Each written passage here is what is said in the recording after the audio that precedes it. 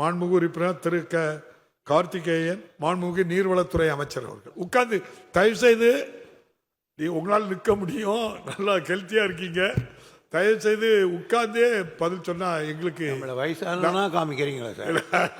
இல்லை, நாங்கள் அதை சொல்லலை, நாங்கள் இளைஞராக தான் பார்க்குறோம். இல்லை இல்லை, நான் பாரிமேனா. ஓகே. பேரவைத் தலைவர் அவர்களே, சங்கராபுரம் ஒன்றியம் புளியங்கோட்டை மலைப்பகுதியில் அருகே கல்வராயன் மலைத்தொடரிலிருந்து உற்பத்தியாகும் புசுகுந்த ஆற்றின் குறுக்கே எல்என்பட்டி கிராமத்தில் நீர்த்தேக்கம் அமைக்கும் திட்டம் ஆய்வில் உள்ளது.